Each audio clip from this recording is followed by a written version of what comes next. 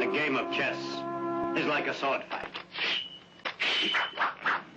You must think first, before you move. Style is immensely strong and immune to nearly any weapon. When it's properly used, it's almost invincible.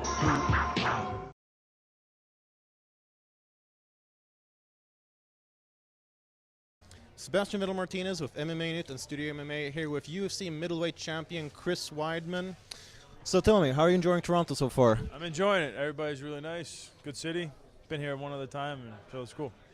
Now, after that you won the middleweight championship at UFC 162. We saw pictures of you going through the airport with your belt.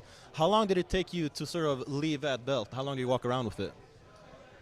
Well, the problem is that everybody wants to have a picture with the belt. So I actually, UFC tells me I have to bring the belt everywhere. So I actually have it in Toronto, and now I bring it on the carry-on. I throw it in my book bag, and every time through, I get checked out. You know, they're like, "What the heck is that in there?" And then I have to tell them what it is, and then I'm good to go.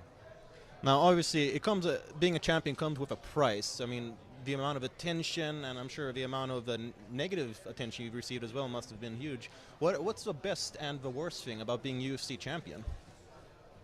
I don't think there's any bad. You know, as far as negative stuff, I mean, it kind of builds up. You know, it's, you know, from the get-go, it's like the first negative comment you get about you, you're heartbroken. You know, and then before you know, you kind of become numb to it, and then there has to be a point. You're not going to be successful if you're worried about what everybody thinks of you. So it gets to a point where you just kind of, you know what, everyone has an opinion. You're not going to get everybody to like you no matter what you say. So I think you have to have that mindset. Otherwise, you're going to be very sensitive, and you're going to hate everybody. You're going to end up not focused where you need to be focused. Now, you pulled off what many are calling the biggest upset in UFC history, but you went into the fight so calm, so collected, so confident. Despite that, you know, the odds were against you, but how good did it feel, and how many "I told you so"s did you say after the fight? No one near me I had to say "I told you so," thank God. But you know, there was a lot of "I told you so"s on Twitter and stuff like that, but I didn't say anything. You know, I was just confident, and it ended up working out. You know.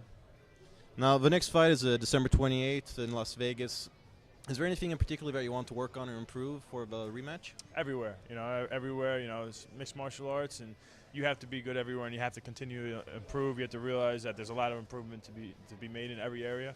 So every area I need to get better in.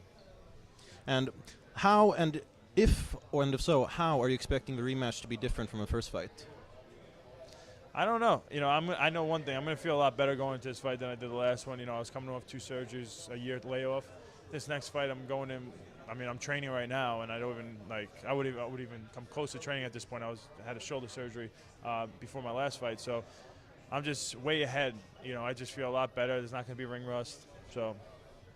And for your fight, the UFC 162, you trained a bit with George St. Pierre. How much of a difference did he make for your camp? Yeah, we trained. I mean, we were in the same room together. There wasn't a lot of stuff going on. He helped me. We went over a couple drills. We drilled together one day. He's a good role model to have. He's a good person to have around because he's the guy you want to be. You want to be a guy who defends a belt as many times as him. You want what he has. You want that GSP money. You want everything. So he's great to have around. It makes it more real when you have a guy like that around. You know, you'll be able to see it and touch it, and then you can realize that you could have that too. All right. Well, it was an honor talking to you. Thank you very much for the time. And Chris Weidman faces Anderson Silva at UFC 168 in Las Vegas, December 28th. Thank you very much. Thank you. A game of chess is like a sword fight.